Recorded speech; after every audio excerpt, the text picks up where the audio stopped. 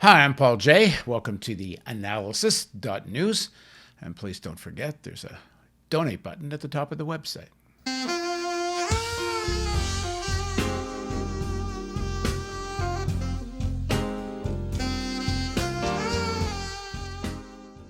The Guardian headline said, "Dizzying pace of Biden's climate action sounds death knell for era of denialism." The Sunrise Movement statement said they, quote, celebrated major climate victories as President Joe Biden announced monumental climate executive actions to begin a society-wide mobilization to stop climate change, create millions of good jobs, and roll back centuries of systemic racism. The statement continued, Sunrise was not only instrumental in electing President Biden, but ensured he ran on the most progressive climate platform in history. Now, in a victory for the movement, President Biden is beginning to follow through on his promises, symbolizing a turning point in this country's climate politics and our nation's history. With a more skeptical take, the Indigenous Environmental Network says, quote, "We stand by our principles that such justice on these stolen lands cannot be achieved through market-based solutions, unproven technologies, and approaches that do not cut emissions at source. Climate justice is going beyond the status quo and truly confronting systemic inequalities and colonialism within our society." Food and Water Watch says Biden's orders fall well short of what's needed and must be paired with serious plans to stop our deadly addiction to fossil fuels.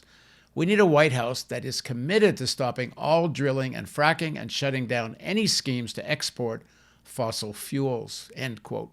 The plan Biden announced is certainly a radical departure from 4 years of climate denial. But does it go far enough, fast enough, to be effective in preventing warming reaching 1.5 degrees Celsius above pre-industrial temperatures? It's encouraging that John Kerry, the new climate czar, said that 1.5 degrees was the goal and not the 2 degrees that usually gets talked about.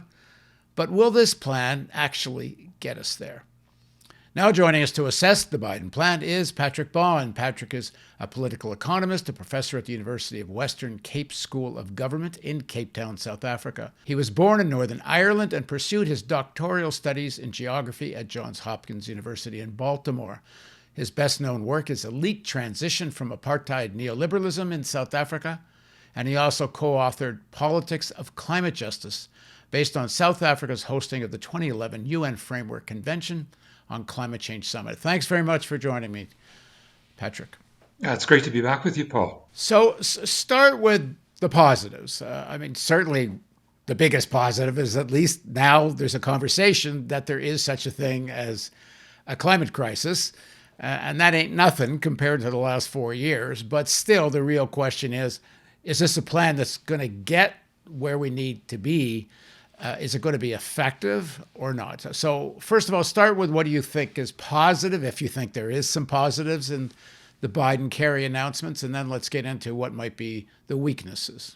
Yeah, three very important positives, Paul. I don't think anyone would deny that this is massive progress from the Trump era, but more power to the activists and to the Bernie Sanders and Alexandra Ocasio-Cortez team who were in workshops during the middle of 2020 to sort of hammer out how Biden could move this far on three grounds. First, just transition language, that is pro-labor kind of politics of transitioning from carbon-intensive industries.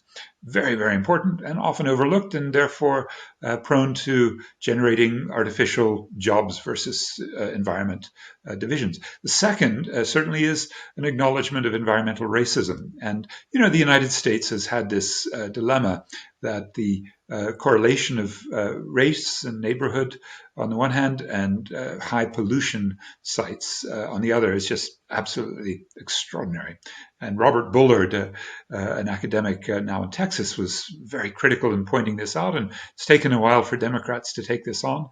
But I see that as a kind of explicit point of the Biden plan. And the third is a series of micro interventions that could be, in the whole scheme of things, very important because they give activists For example, 350.org was fighting very hard against the Keystone Pipeline, its northern wing from Canada to Nebraska, and that's now nearly finished but shut down. Many of the provisions that would stop offshore drilling and oil and gas drilling on federal lands, the shift towards renewable energy funding and electric cars, all of these are very important at the sort of industry level and micro changes that will be critical also to give confidence to activists to take the next step. So I do see some positive, absolutely. But, the Indigenous Environmental Network flags for us that there are market strategies, and Food and Water Watch is worried about ongoing fracking. Now, those are very important. I would take also very seriously the international dimensions, especially given John Kerry's track record in the UN process. Well, one of the first things that President Biden did on day one of his presidency is bring the United States back into the Paris Accords on climate, the Paris agreements. There's been a lot of criticism of that Paris agreement. I guess rejoining it, if nothing else, symbolically is good because it ends the Trump denialism in a kind of official way. On the other hand, a lot of people thought the Paris Accords was another, maybe not a form of outright denialism, but what some people call avoidism. So how much does this new Biden plan, avoidism, more symbolic than real, and what's it missing? Well, it's terribly important that the US face the international dimensions of the problem. And, there's language in there that I would worry about that securitizes climate, because the Pentagon has a stake in trying to prevent climate refugees from becoming the source of, the kinds of conflicts that in Darfur, in the Sudanese internal struggles, or in Syria, where there was a drought and that led to immigration to the cities. In other words, the kind of tendencies around the world towards chaos and breakdown of states are amplified when there are climate crises. There's no question that the Pentagon's been aware of it. They have a big Operation Minerva and fund academics to study where these tensions are. So there's sort of a securitization, and there's of course a lot of tendencies in the U.S. that are xenophobic, and those have come out of Obama's administration. He was the deporter in chief, and when there are climate refugees from Central America coming up, desperate because of the conditions, the terrible storms that have been hitting in Central America, well, then activists in the U.S. will have to, amp up their internationalism. But, worst of all is that we have to remember the U.S. was the saboteur of anything positive under the Obama administration when John Kerry was the Secretary of State. Before him was Hillary Clinton. And together, and especially with their main agent in the State Department, the negotiator in chief of this UN process from the US side, Todd Stern, they were absolutely terrifying because they had all the coercion plus some carrots. And together, this was destruction of the most important aspects of any international treaty you'd want. Can I just throw out to you something from your home country of Canada, a Montreal protocol that would have been a good model? And that was in 1987, when even the Reagan administration and companies like General Electric and Dow, that were part and parcel of chlorofluorocarbon production, they had to acknowledge that a major threat, the ozone hole, growing because of the CFCs in the air, had to be halted. And the solution was a very straightforward cap. It was a ban on future CFC emissions after 1996. There'd been a bit of cheating. There was some HCFC emissions from China, and those have been addressed. But that's sort of our model of how you would want to do it, with the state taking command and control. Now, and it worked.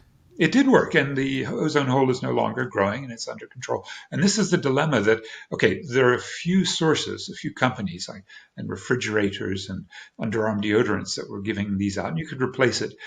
CO2 and methane, the main greenhouse gases, are much more dispersed, and the impact of a rapid phase out will be more tumultuous for all economies, and especially the one I'm based in now, South Africa, which is the third largest emitter when you take per person emissions, about 9 tons, ranking us number 11, but also divide by GDP. So our most carbon-addicted economies in the world are Kazakhstan, the Czech Republic, and South Africa. So for a country like this, I see the importance more acutely than I would assume others do of a good international arrangement like the Montreal Protocol. Now, the problem is that from 1997, the US started to intervene in the way climate politics were being constructed, such as insisting that they privatize the air as a strategy, meaning carbon trading. That means a US company that was emitting too much could buy the right to pollute from a company that wasn't emitting as much and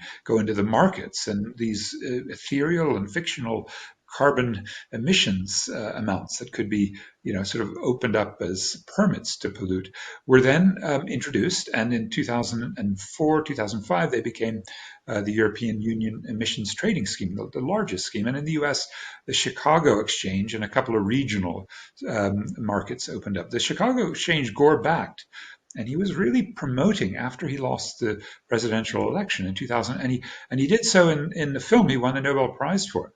And that strategy of Al Gore's crashed completely because the financial markets crashed, Paul. And that, to me, is one of the great lessons that as we're going into such extraordinary bubbling that, kids on Reddit can shake up big hedge funds in Wall Street, the bubbles out there, what they call the Buffett indicator, the measure of market capitalization, the value of the stock markets of the world to the GDP, the output, that is at unprecedented levels. In fact, South Africa's got the highest national level in world history now. So we are, with financial bubbles, now seeing carbon credits become one of the most important speculative items. And that's why the US, when it introduced in 1997, with the promise that if you put in carbon markets, we, the US, will sign on. And of course, the US never did, never signed on to Kyoto.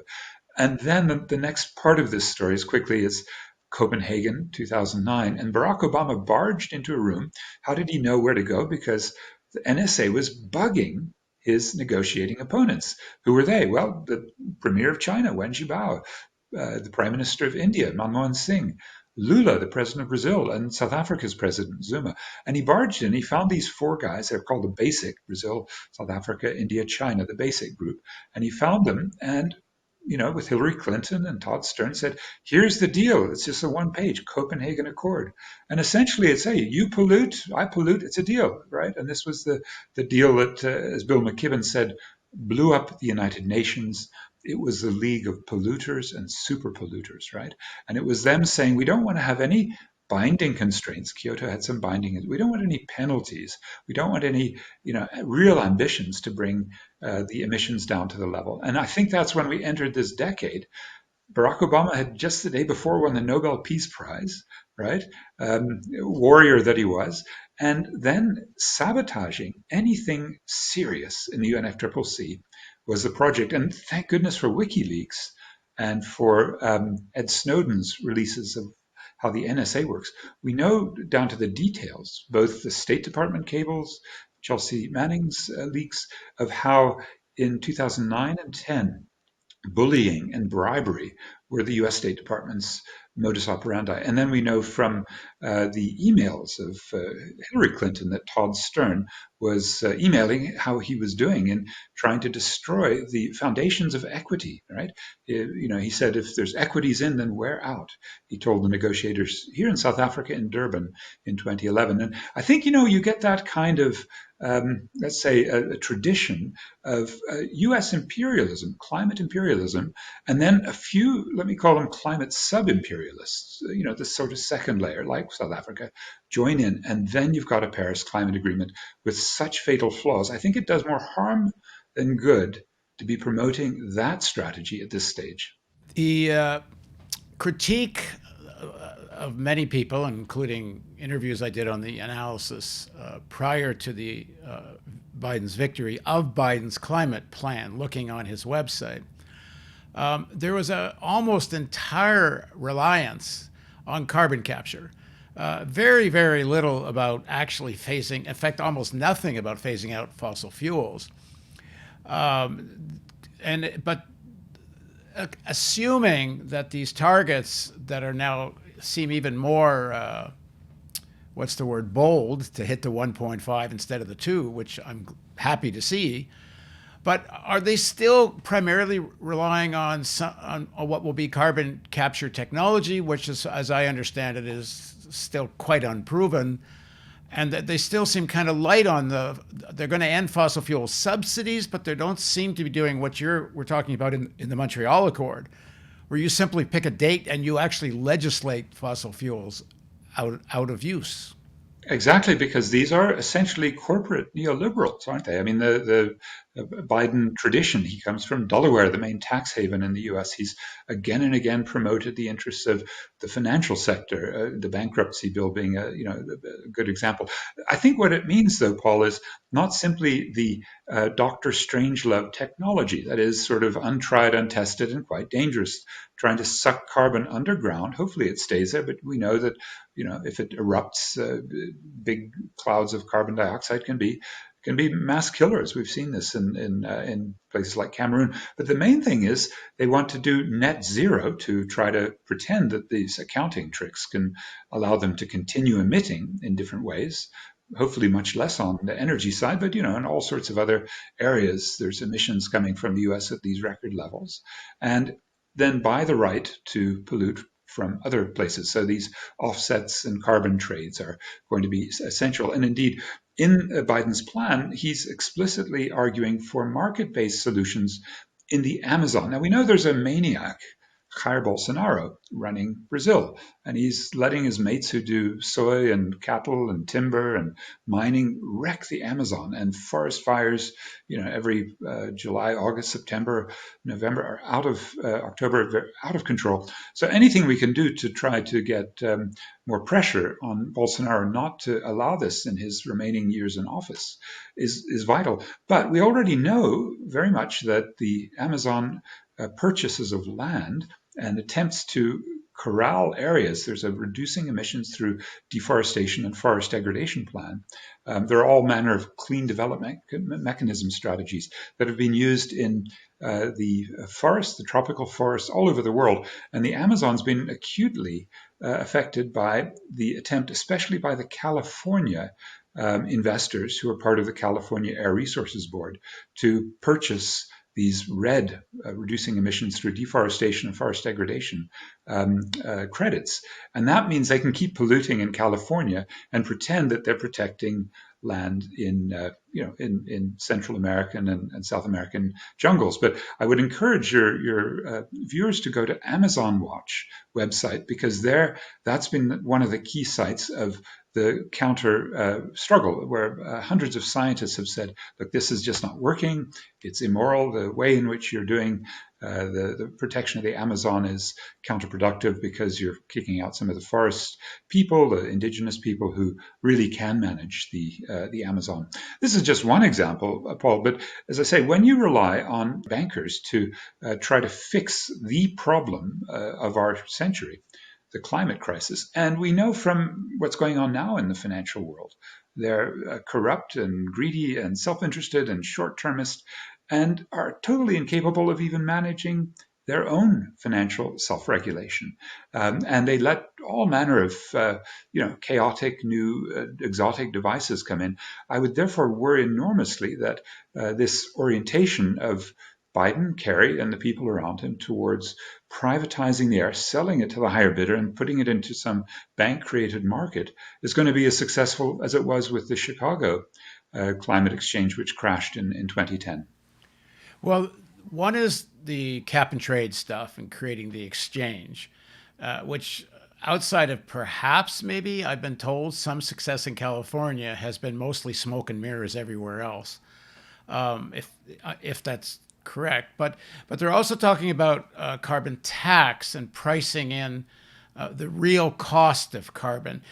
There's a lot of language, it seems, in the Biden-Kerry plan so far, without a lot of detail, that does seem to strike a lot of the right notes if they're really going to do it. But I've never quite understood whether carbon taxation, pricing in the real cost of carbon, as opposed to regulating fossil fuel out of existence, is there something to carbon pricing? Is there any evidence that it can be effective?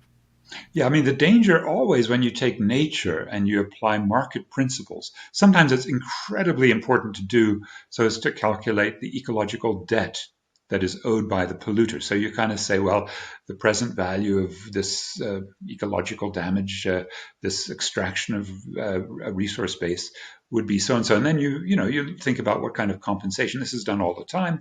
And the question is whether we can make public policy that is genuinely conscious of ecological damage. And the strategy of a neoliberal, and a typical US neoliberal, is very, sort of, let me say, bounded by national concerns. And so if you go to the Carbon Tax Center, you'll see they have no conception of the tax that should be given to the victims of US created climate chaos through a climate debt payment, right? That would be, one of the ways you'd say, okay, we can take, without it being a market, but we can still say you've done damage and the polluter should pay, and you should pay a fine, and then we'll ban you. But that's very different, Paul, than saying we're going to tax you, you're going to pay a fee, and then you keep doing what you're doing. And that's the dilemma. The taxation systems can be very complicated because everyone reacts to a tax in different ways. The economists have a term, the elasticity, right? The way in which a higher price because of a tax may affect your consumption. And if you look at the two most spectacular carbon tax failures, we should learn.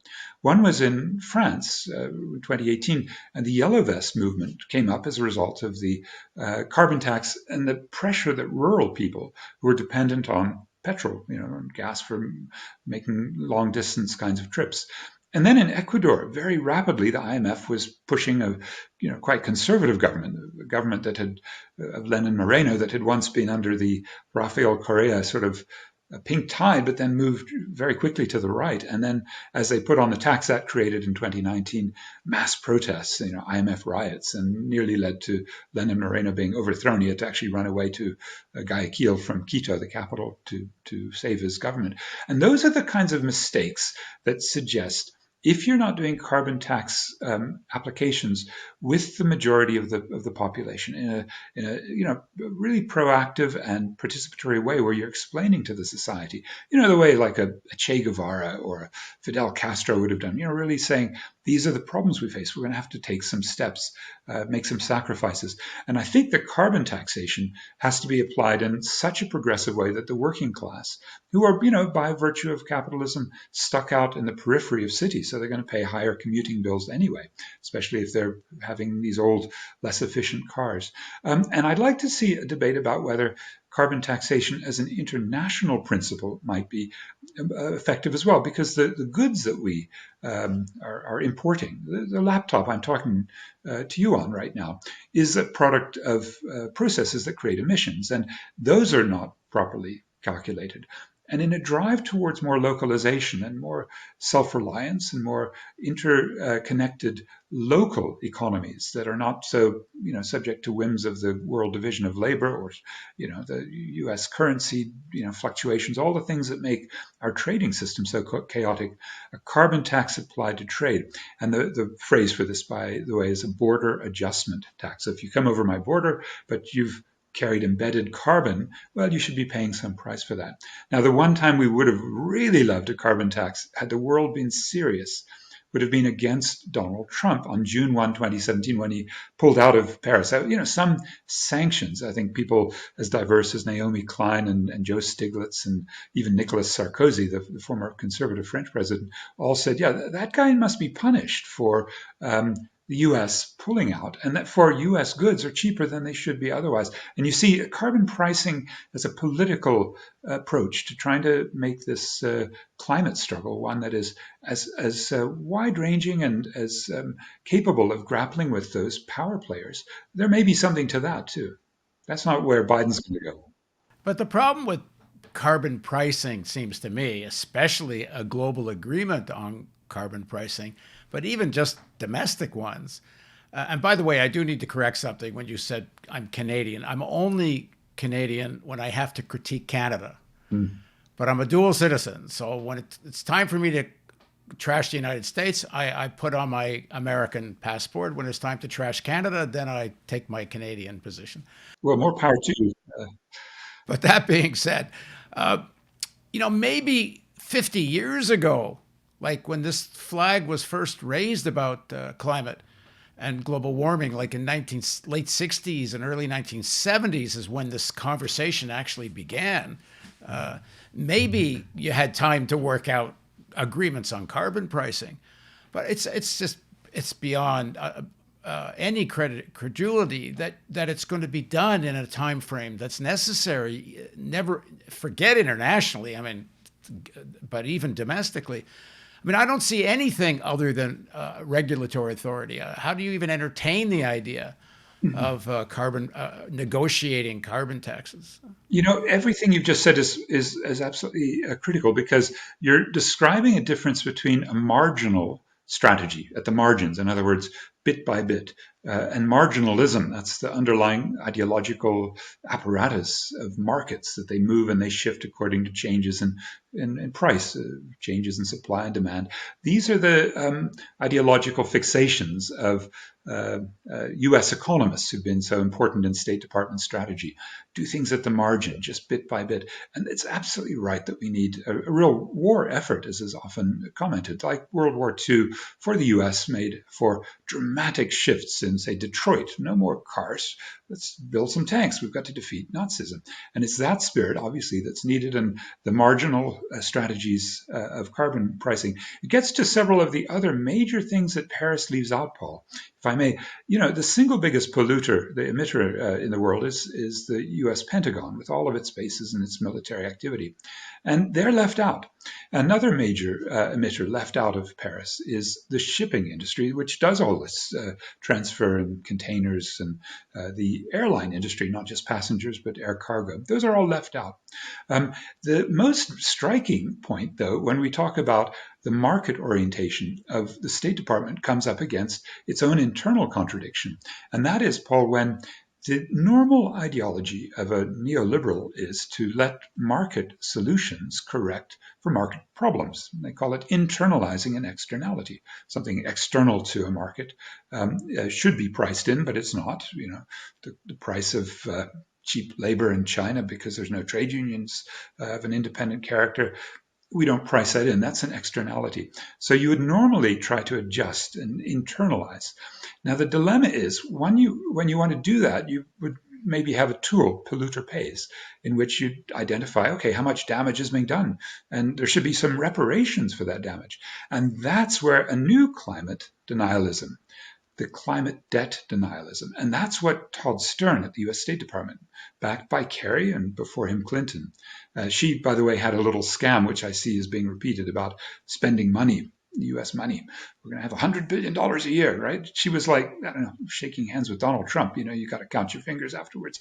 And what Hillary Clinton promised at the Copenhagen summit, which was $100 billion a year, is now a trivial fraction of that. There's a bit of gaming about climate finance through private markets that might qualify, but the main fund, the Green Climate Fund, which is meant to give grants to support adaptation, resilience, lower the emissions in poor countries, that's running around 10, 11 billion. And we expected 100 billion a year starting last year, 2020.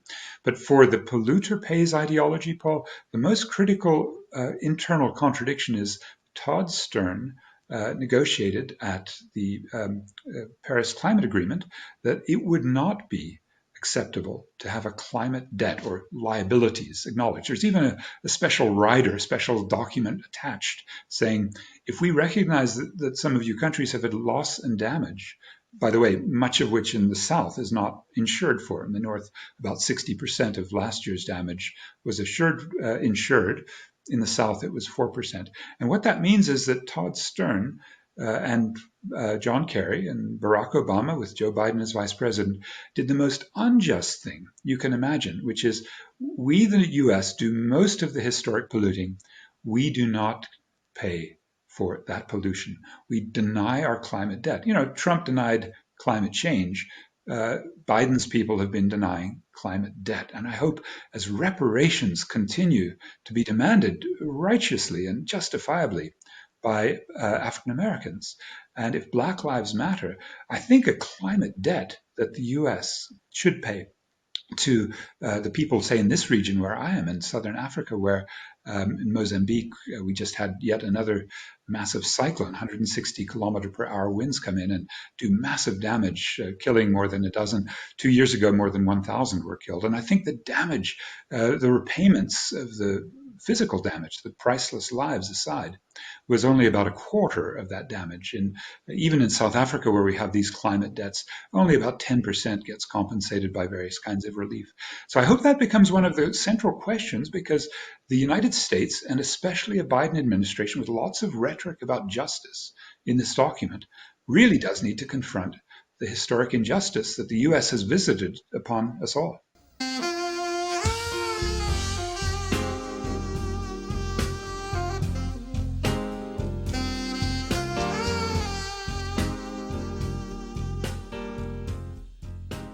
Well, of course I agree with you, but it ain't going to happen. It certainly isn't going to happen in any time frame that's meaningful in terms of the window there is for actually preventing us hitting the 2 degrees and then 3. My understanding from the scientists I've talked to, once you've hit 2, you get an effect called runaway. And once you've hit 2, you're on your way to 3. And of course, then 4 isn't far away, and much of the planet becomes unlivable. So while I think it's correct to raise these issues of climate debt, I don't think it actually should be the focus of the movement here, because right now the real politics of this is, are there sections of the elites who are going to actually really get the existential threat, and instead of just trying to financialize the problem and make money out of the problem, treat it like the Montreal Accord, as you started off this interview saying, and absolutely take a hard line on regulating fossil fuels out of existence and sustainable energy into existence with a massive investment. The way I frame it that way is because right now, as much as Sunrise and the other environmental activist groups have played certainly a positive role, they've helped influence and make this more of an issue for the Biden administration. The reality of American politics is that movement is really quite weak.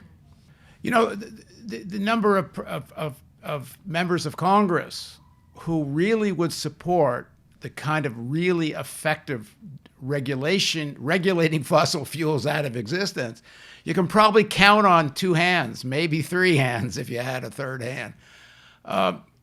We as a movement, as people who really care about this, and it's I would say it's in various parts of the political spectrum, but mostly on the left.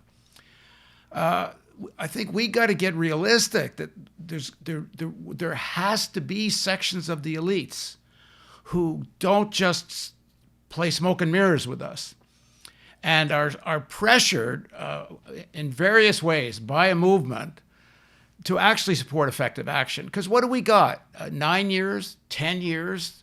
If the scientists are saying it's a decade, if we're going to not hit 1.5, we're not even close to that kind of politics in North America. And I don't see that close to it in China or Europe talks a good game, but Greta Thunberg is very good as pointing out that Europe talks a good game and doesn't execute. And the moment's so critical. We better get laser focused on seeing if it's actually possible to get effective action here. Oh, I agree with speed, but good politics with speed is critical. And I think we're not at cross purposes in saying one critical aspect is to identify those imperialist and neoliberal aspects of climate action, a dominant theme in climate policy, and question them in order to change the balance of forces. So exactly this terrible struggle scene that you're describing, with some youth, Sunrise movement, labor slowly coming into focus, groups like 350 and many of the NGOs doing good work, very, very critical groups in a climate justice alliance all over, especially the indigenous peoples, the people of color in the US. I look to them really for hopefully growing in strength by strength. Now, the question is, how do we then weaken the imperial forces? And you're right, there's no elites out there right now ready to accept a sort of Montreal Protocol scale of banning greenhouse gases. That's true at the moment. I think there might be some, but they're also marginalized. Yeah, or they are playing as Elon Musk, a South African, now the richest man in the world, playing all sorts of other games with technology. But it does seem to me that what Greta Thunberg did at the World Economic Forum last week was very appropriate. She made really two critical points in her short intervention. One is that they're accounting gimmicks, and therefore we must never relax guard when we hear about commitments to net zero, because you've got to look, at the devil in those details, as we've begun to do here.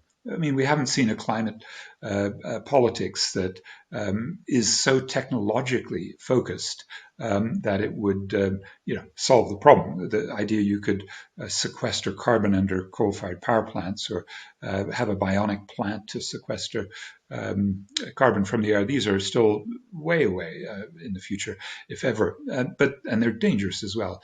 But the second point she made was ultimately continuing her tradition of delegitimization of these elites. And when she goes to Davos, or she was in New York in September 2019, she was looking at the core of the problem right there. And she was very explicit that the youth are going to be claiming their rights to a decent life in their future generations.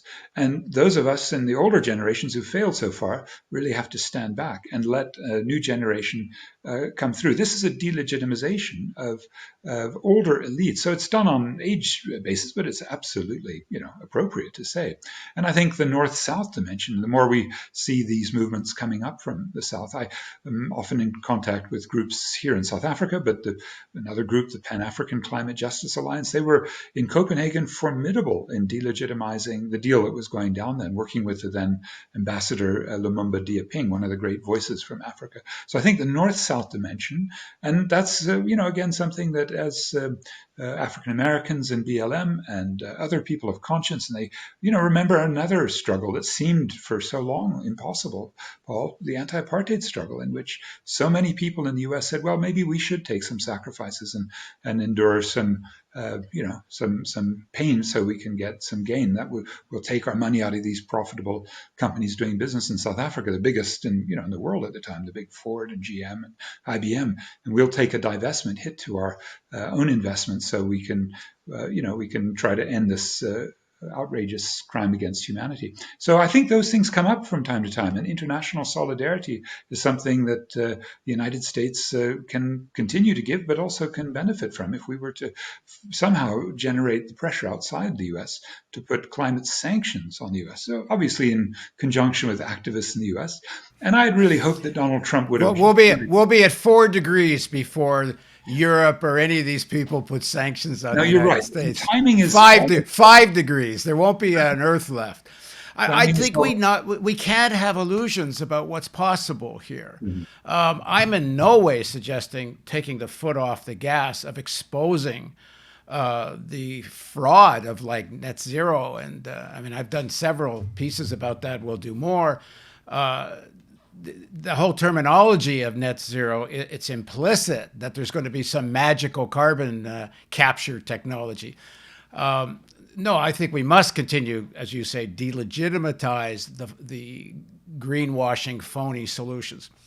The Biden plan, and I guess until we see more detail about what this new infrastructure thing is going to really be looking like, how much are they really going to put into new sustainable energy, and how much of that's going to just be financialized to make money for Wall Street. Like, we won't know yet. It does at least talk about regenerative agriculture, which seems to be one of the things in a toolkit that might actually help, which is a natural, healthy way to transform agriculture so more carbon is captured in the soil. There's mention of that in the Biden plan. Is there going to be a massive investment? Are they going to either bribe or force agribusiness to transform into that. There's some argument that it's actually more profitable to do agriculture that way. I mean, I am obviously predisposed not to market mechanisms, not because of some purity. I couldn't care less. Honestly, if BlackRock, the biggest asset manager in the world, could take its assets from the current, I think they're at 8 trillion now. If they could get to 100 trillion and actually fix the climate crisis, let them have their bloody 100 trillion. The reason I'm against market mechanisms is because they don't work. There's no evidence that if market mechanisms worked, we'd already be on the way to a solution. I mean, it's too obvious. Is there any break in the thinking of the financial sector, as represented by the Biden administration? Are they actually starting to get that this isn't just another opportunity to make money, that they really are threatened? And I don't know the answer. I read BlackRock's, Larry Fink has made some speeches, who's the head of BlackRock, on the existential threat of climate. And a lot of his language sounds great. But when you actually dig into what he was going to do, it's so far smoke and mirrors. They're going to not invest in coal when a company doesn't make more than 25%. Any company that makes more than 25% of its revenue from coal, they won't use their there's the investments where they invest in whole index funds, which they don't get to pick and choose stocks, and then there's others where they pick and choose. So they won't invest in any company whose revenue is more than 25% from coal. They failed to tell us that one of the companies that they invest in is a very diversified company. So even though it's the second largest coal producer in the United States, 25% of its revenues are not from coal. So BlackRock can keep investing in them. Yeah. So there's so much BS going on, which we need to expose. But I'm convinced if we can't find ways to get at least some of the elites seriously on board because they get an existential threat to their own profit making, the people's movement, at least, I don't see it by in 10 years, there's going to be the force, especially in the United States, to transform things. Nobody saw the Arab Spring, the North African uprisings, even weeks before in Tunisia and in Egypt. And nobody saw the struggles that emerged that year and all over the world. I mean, this is what even the Center for Strategic and International Studies, a conservative Washington think tank, termed the age of mass protest. So these movements rise, and they've overthrown governments again and again. And the question is whether at some point, if indeed it's still the case that there's no elite willing to make the market-based or even some sacrificial-based strategic turn. Oh, can I just say, I'm not suggesting the elites are going to come up with some market-based solution. I don't think there really is a market-based solution. Yeah. I mean, Elon Musk does, of course. Your Montreal Accord, enough of the elites saw the necessity for the Montreal Accord to regulate these things out of existence. No, I don't believe every market-based solution, I think, on the whole, so far we've seen, is smoke and mirrors. Yeah, and as I say, I think the critical problem about putting environmental assets into markets is that they become speculative commodities. They truly are ethereal, right? They're as real as a Bitcoin. So they'll just blow very high and then they'll crash very, very deep, and then this is what we saw already. And can I add one little more thing to my argument then? I don't think there's any possibility of sections of the elites getting serious about climate unless there is the kind of mass movement you're talking about. Okay, so there aren't millions of people willing to be in the streets and vote in this way, then I don't think it is possible. Well, that's right. And then the dilemma then is where you've got a division of labor in the early stages of this movement. You've got sort of big 8 environmental NGOs in Washington. And, you kind of say, well, they're going to be tight with Biden with one or two exceptions. Greenpeace is usually out on the left and being very critical. But it does seem to me that that's where the division of labor between the tree shakers and the jam makers, as Jesse Jackson always loved to, explain, has to be much more explicit. The tree shakers have often used climate justice principles, analyses, strategies, tactics and alliances, including, alliances with the more advanced wing of the labor movement and people of color who are very concerned, with the implications in communities. The New Orleans was very racially hit by the way Katrina's effect in 2005, particularly drowned the areas where low-income people live, black people lived. And these are the kinds of, I think, politics of a left that will be continually putting pressure. What I would worry about is the same concern we had about Barack Obama coming to power in early 2009, that he got such a free pass, a honeymoon, that he could bail out Wall Street and allow the banksters there to chop African American homeowners. And so that's where the jam makers inside the system, or the NGOs that have some access at the moment, whatever that may consist of, have got to encourage the critical voices outside. Otherwise, they're just going to be sucked right into, elite status quo orientations. And that will include, I think, the international. I mean, that's why when in Glasgow, if it happens in November, or it may now be delayed because of COVID-19 not yet being under control, the Glasgow COP is one that I know the British progressives are really mobilizing to have as critical an outside standpoint as possible. And we've had in the past COPs, past conferences of the parties or conferences of the polluters, many, interesting tactical discussions. Do you block the hotels, like in, say, Washington, D.C. in 2000 to try to stop delegates from going in? Or as one year Michael Hart suggests, maybe you should ring them in and make sure they don't leave until a deal is done, something to really dramatize. And I think we might be ripe for that in the short term, in terms of whether the Glasgow COP26 might be a really important site of struggle, where tree shakers will be, shaking extra hard, and jam makers will take full advantage. And I think right in this current political moment, there has to be in the United States a real demand that bipartisanship is essentially compromised with climate deniers. That this is a national emergency and there is no place for bipartisanship. The Republicans should be treated as a criminal organization.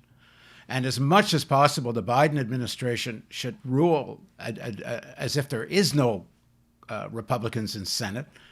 And hopefully, if they did that, both on economic justice issues and climate issues, we won't see a repeat of 2010, where the Democrats so handed stuff over to the Republicans in the name of bipartisanship. They wound up with nothing, and they lost the Senate. And it could all be happening again. It's true that the $2,000 check promised in Georgia is now $1,400, and it won't be immediate as promised. It'll be in March, and we're already seeing the signs of futility of moving to the center from Biden. Maybe he'll learn something, and he'll be losing popularity as that happens. Isn't it a tricky dilemma, though? Because just the way you put it, the most criminal gang in world history, Noam Chomsky describes the Republican Party.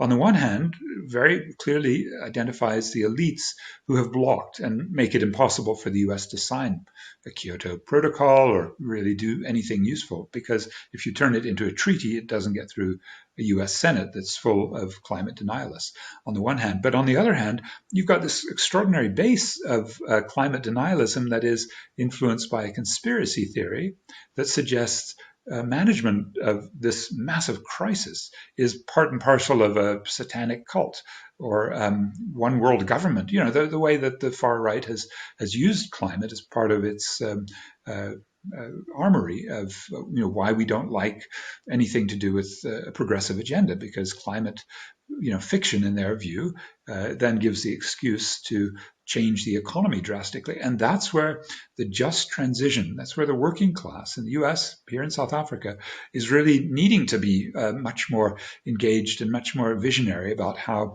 an eco-socialist transition could work in the interests of workers. And I don't think there's any other way to put it. You may see, the United States labor movement very tentatively moving in this direction, but ultimately the forces of capital and the power of profit will work against exactly that transition. And so it will be, I think, this very interesting dilemma. How do the U.S. progressive forces identify their enemies in the Republican Party, but try to also dampen the craziness that occurs even among working class people who buy into a QAnon or other climate denialist conspiracies at the base. I think the only way to do that is really in action. It's in activist campaigning, and it's often to do with the way workers and communities can find unity.